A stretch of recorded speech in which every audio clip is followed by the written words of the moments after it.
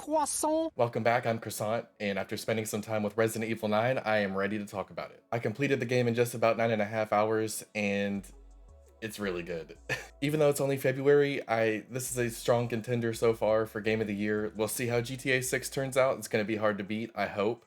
But yeah, this might be my new favorite Resident Evil game overall. I need some more time to sit with it, but it's up there. So what makes Resident Evil Requiem hit so hard? Capcom has a deliberate fusion here of the claustrophobic survival horror gameplay of Resident Evil 7 and Resident Evil Village, while combining it with Leon's gameplay, which is the action-based gameplay you find in Resident Evil 4 and its remake. Throughout the game, it balances out this tension really well. It maintains the resource management with Grace, and you also have it later on with Leon, but definitely early on in the game, when you're in Grace's sections, you have to really think about what you're picking up and what you're leaving behind. The combat feels punchy, it feels really smooth when you're playing as Leon, but you also have the bullet management and choosing which fights you take on as Grace. You're rarely overpowered as Grace. As the game progresses, you don't feel super strong like you do in the Leon sections, but you feel more comfortable as Grace, and I think that says a lot with her character and how her character progresses along in the game as well. The pacing constantly shifts between vulnerability and dominance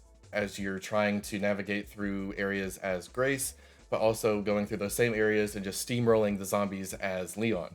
With the combination of these two gameplay styles, it feels like the most complete Resident Evil game maybe ever.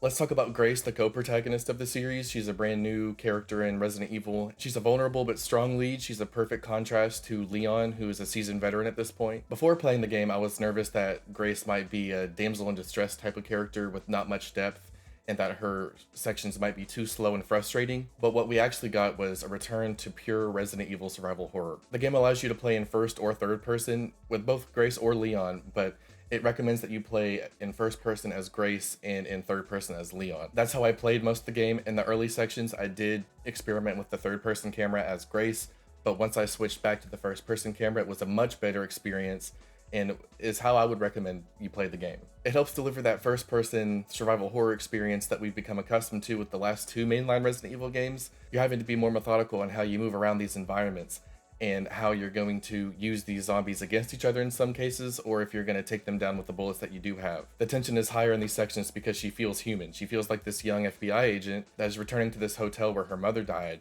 and she's nervous. You can feel her anxiety as she's returning to this very traumatic place in her history.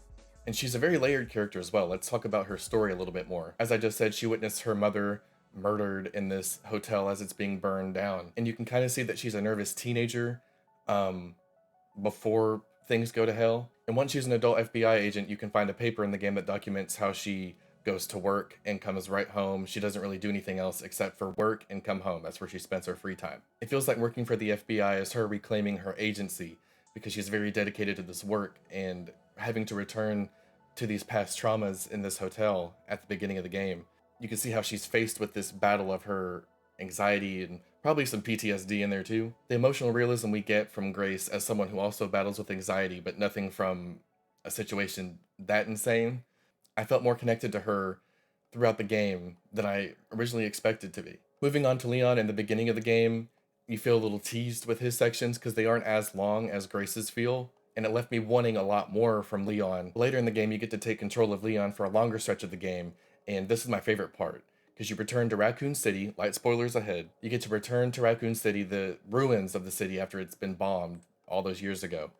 And for longtime fans of the series, you get to return to places that you visited in Resident Evil 2, namely the police department. And as you're walking around, it's still intact. It's falling apart, but there's still like pieces from Resident Evil 2 that people who have played the game will remember. And as you're walking around, you hear the piano chimes that you'll remember from Resident Evil 2. It kind of feels comforting, but at the same time, you know shit's about to go down, so you're not super comfortable. You're waiting for what's around the next corner, which is Resident Evil at its core. This area is explorable and it's pretty large from the rest of the game, but it was so cool to see the different zombies in this area and trying to maneuver these abandoned buildings and going up the stairs and finding how to navigate through it. There are new zombies introduced here, and they do kind of try to thwart your plans, but it was awesome. Since the game is still pretty new, I won't go into deep story spoilers, but I will say that there are two endings for the game. And the first ending I got was not the good one.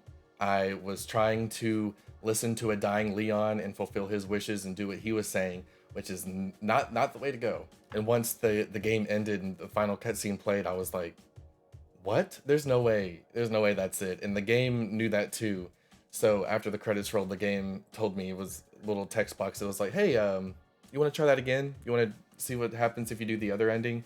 And I did, and there's a bit more gameplay involved there, but that is definitely the more fulfilling, true ending. It was definitely needed to go back and do that. So I say, if you play this game and you get the ending and you're kind of like, what the hell just happened?